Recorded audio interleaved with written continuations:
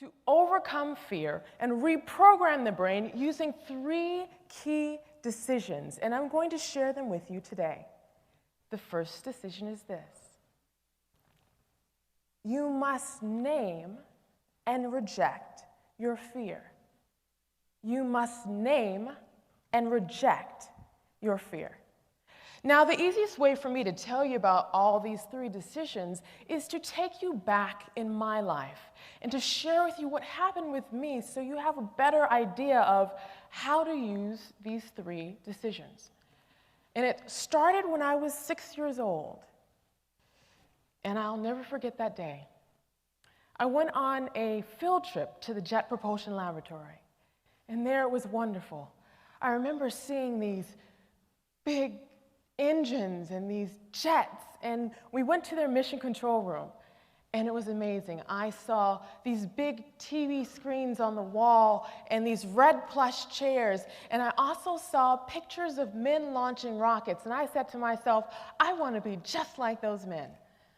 Now, I'm not quite sure if you've noticed, I wear stilettos and skirts. I am definitely a woman.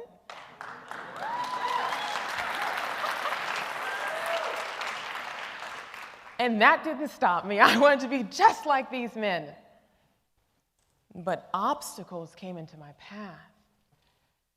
Now here I am, 10 years old, in the middle of a 5th grade class, and right next to me is a boy who's also 10, and he has been recruited into a gang. He and I get into arguments quite regularly because, frankly, I don't know the power of my words at this age. And he wears this ring on his finger that he files down so it acts just like a knife. And so one day in a heated argument, he takes this ring and he socks me right under my eye. Now, being a champion, an Olympian, I stand up to defend myself and everything goes blank. I cannot see one thing. I am later rushed to the hospital, and I have 5 layers of stitches placed in my face, and the surgeon tells me I'm lucky. Had it been any higher, I would have lost my eye. Now, I'm pulled out of school for months, where right next door there's a crack house, and I see people getting high on the outside of my bedroom window, and our mother has us sleep in the bed in a certain direction, so if the bullets came through the house, if it came through the walls, it would hit our feet first and not our head. So in the middle of downtown Los Angeles, in poverty, face disfigured, and I want to be a rocket scientist. Next, I am placed into another school where I fail algebra, then I fail geometry, and then I go to a performing arts school and I fail chemistry, then make a D in calculus. Then a blessing occurs. There's this man, this teacher, and he says that if anybody wants help for their AP calculus exam, he would tutor them for free. So I jump at this opportunity and I catch the bus 2 hours each way just to sit with this man for 1 hour. And I remember looking at the information, and I remember thinking, wait, I can get this. I can get this. I may not understand it now, but I will. I'm not going to let failure stop me. And that was the first time I learned to name and reject my fear. It would be a beautiful story if I told you that I took the AP calculus exam and passed it, but no, I failed it miserably. But what I learned is that process to invest in myself and others in education. I took those skills and graduated at the age of 16 from high school, and then later applied those skills to the university I attended, where I tutored thousands of people in mathematics through educational group programs. And I and other people learned to name and reject their fear. And I fortunately was able to be one out of top 5 graduates out of a 6,500 graduating class. You must name your fear and reject it.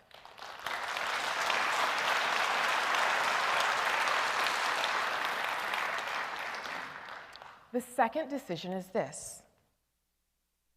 You must reprogram your brain with different thoughts. You must reprogram your brain with different thoughts. You know how you have a computer and it may be infected with a virus, and you have to take the virus off the computer and reboot it so it operates correctly? Well, our brains are the exact same way.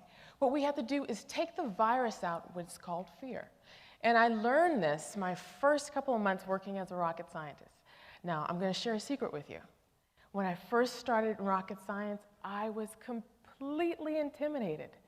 I remember going inside this room, and there was around 200 people in this room, and I remember looking around, and I was the only woman. And then I remember looking around again, and everyone was at least 20 years older than I was, and I was hearing all these words I didn't know. Beads of sweat would come down my forehead as I was hearing SSME, ITAR, RP1, ISP. I didn't know what any of this was, and that fear started coming into my brain again, and I didn't know whether or not I'd be able to make a significant difference.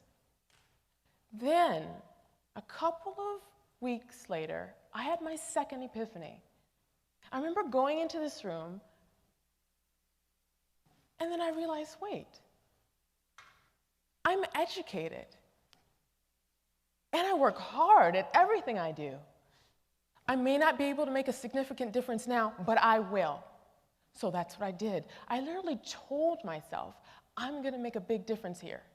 And I found mentors to show me what SSME meant, which was the Space Shuttle Main Engine. The Space Shuttle Main Engine was huge. I found out where every single duct, line, weld, tube, every valve was placed, enough so I was able to help redesign new engines and sit in mission control. This work allowed me to become one of the youngest engineers of the year. You must reprogram your brain with different thoughts. And the last decision is this. The last decision is this. You must rebuild your brain. You must rebuild the neurons in your brain by taking action. Now, we've all been there. We've had to lose weight, we've had to get in shape, and it's not enough to simply say, all right, I'm going to get in shape, and then you sit on your couch. You've got to go to the gym, you've got to climb those stairs, you've got to get on a bike, you've got to do something to activate your muscles so you lose weight. Where our brains are the exact same way. The way that we exercise our brain is by taking action in direct opposition to our fear. Now, in every single one of these cases, I learned something specific. I and other people were suffering from what I have personally coined as mathophobia.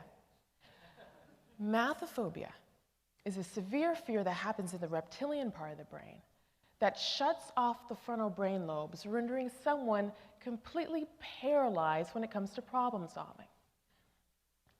Anytime someone has fear, the problem solving is completely turned off. But when we take action in direct opposition from our fear, something amazing happens. Neuron transmitters are created and built within our brain, turning off fear, creating pathways to fire off our frontal brain lobes. And when our frontal brain lobes fire off, we're able to do great things. And I recognized this after I left rocket science. When I left rocket science, I was offered a prestigious position for a banking institution, only to recognize that I loved science and education far more. So I left banking and I decided to be a part-time mathematics professor. But when I did that, the entire United States economy tanked. Nobody was hiring. And here I was, underemployed, struggling to pay my bills. And I almost let fear stop me again. But this time, I was armed with all these experiences, and something different happened this time. I remember sitting there thinking, what am I going to do? And then I had my latest realization. Wait, I'm talented. If no one is hiring, why not hire myself? So that's what I did. I hired myself. I created my own educational entertainment company. First, I created my website with all the cool different science, technology, engineering, and math videos. Then what I did is form the company specifically. I had to find out the difference between the S corporation and a C corporation. Next, what I did is I hired tutors. Then I wrote a book.